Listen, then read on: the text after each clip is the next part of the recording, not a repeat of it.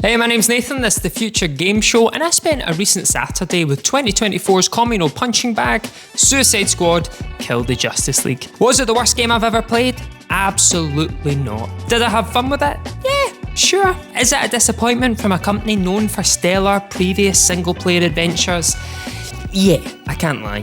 It is, but should it be villainised and dragged through the streets on a tour of shame? No, of course not.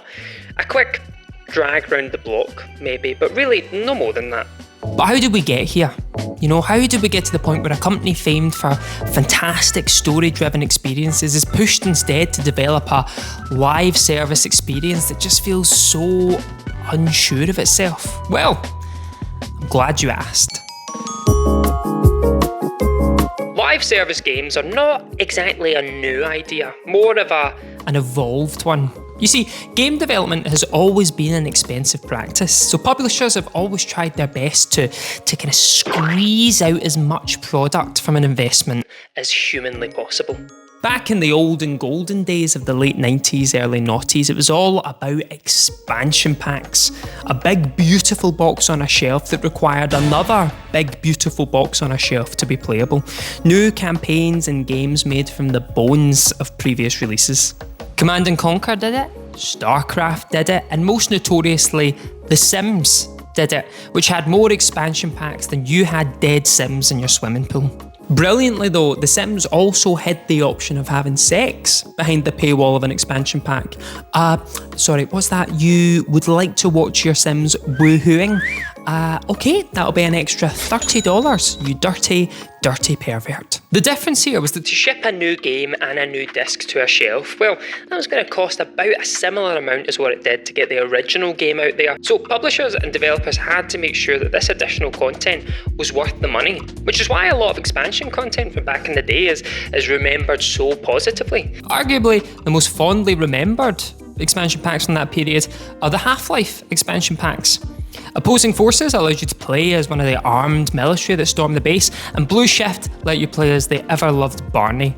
But even at the time, the reviews for these weren't great, which is fascinating. It kind of feels like we've always had a problem with additional content in whatever form it takes. But hey, these days, people love those Half-Life expansion packs. And now for a quick word from our sponsor. Hey, my name's Nathan, this is the Future Game Show. I'm here with Jules and we are doing something very, very exciting. We're coming together to host the expansion pack, which is an extra little add-on to the Future Game Show Spring Showcase. So after you've seen all those brand new games and reveals and exciting things, come hang out with us where we'll be discussing them, talking to panelists, industry experts, and maybe even revealing some brand new games ourselves. Honestly, there is going to be so much to see at the expansion pack, so make sure that you set your reminder for March 21st, 8 p.m. GMT, where we will be going live, baby, for your entertainment. But until then, sweet dreams. Kisses. Good night. Look after yourself. Yeah, do that. But cue the internet, which made every single thing on planet Earth worse, evolving the expansion pack into downloadable content. Now, interestingly, the inverse was at play, because of course, you could make some quality story DLC that expanded upon the world you'd built, but that would be a big file size. Chunky story DLC took, on average, about 6 years to download in the age of late 90s broadband, and if someone was on the phone, it had the potential to infect your download, and instead of being about a cool biker gang, your Grand Theft Auto 4 DLC would instead be centred around your auntie's divorce.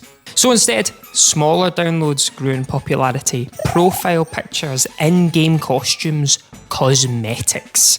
Cue the much maligned Oblivion horse armour. It cost 200 Microsoft points because this was the age of digital magic beans. It provided no actual protection to your horse. It cost roughly $2.50 of actual real-life human money, and the world continues to mock it to this very day. What a legacy. Not long before this though came a little known game called World of Warcraft, and Blizzard said, "Hey, mad idea, how about this game never ends and instead we just release new stuff every month and you maybe, I don't know, like maybe pay us more money? But like not just a one-off thing, like you pay us more money every month." Sorry, I've had like a bit to drink tonight, I might regret sending this tomorrow. Ooh. And then they sent a whole load of these emojis. But thankfully, all the World of Warcraft players went, yeah, actually, that sounds like really good. Like, I'll happily sacrifice the money from my monthly deodorant fund to finance this endeavour. Thank you very much, Blizzard. And thus the idea of making consistent money from your player base was born. And as we all know, every time someone signs up to a subscription service, a CEO gets their wings. And by wings, I mean an erection. More games come along and try and compete for that sweet, sweet success, but none ever really touch the sides of what World of Warcraft achieved. So instead, Epic Games flipped the idea on its head. You see, they've ripped off PlayerUnknown's Battlegrounds with this whole Battle Royale thing, and they've decided to waive the entry fee and instead charge you for cosmetics. Sure, you can play the game for free, but if you want to floss as the Xenomorph, then that's the thing that's going to cost you. And crazily enough, it works. But how is that really different from Oblivion and the horse armour that everyone hated? Both are cosmetic items charged at a small price that don't really change how the game is played. I mean, to be fair, one is a lovingly recreated skin that allows you to play a pretty fun game as a much loved character, and the other is armour for a horse. Well, I think it's because Oblivion is a story-led experience. It doesn't really add anything to have horse armour in it, so it just feels like a waste of money. It feels like a con. But Fortnite is an esport, and there's something about dressing up as your favourite character that feels similar to like buying a football strip or, and a soccer jersey or whatever you weirdos call it in the States.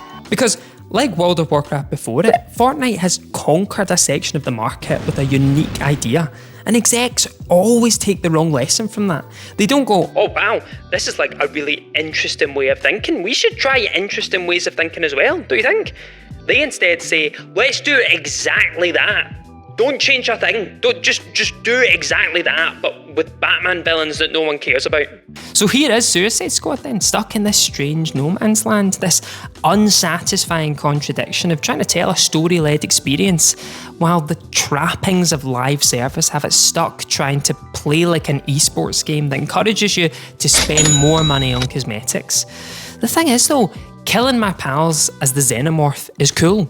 Being able to play Captain Boomerang in his original comics costume is shoulder-shruggingly dull. I do not give a shit. It's why, ultimately, Suicide Squad fails at both, because it's trying to take two separate bites out of two separate pies and has fallen off a cliff. Which is exactly why I focus all my attention on one pie at a time while cliffside snacking. What's worse though is that we have months ahead of content drops for Suicide Squad that potentially are only going to be played by a tiny portion of players. But I do have an idea of how they can win players back. Yeah, introduce the playable character that we are all desperate to play. The armoured horse from Oblivion. Yes, let's hear it for him. Let's hear it. You make him downloadable, Rocksteady, and let me tell you that those player numbers are gonna fucking shoot through the ceiling overnight. Hey, thank you very much for watching, especially if you got all the way to the end. Please do consider subscribing to the FGS channel. We've got some great stuff on there, including a recent video I did counting down the top 10 cheat codes of all time. And yes, the Konami code is number 1. Sorry, spoilers.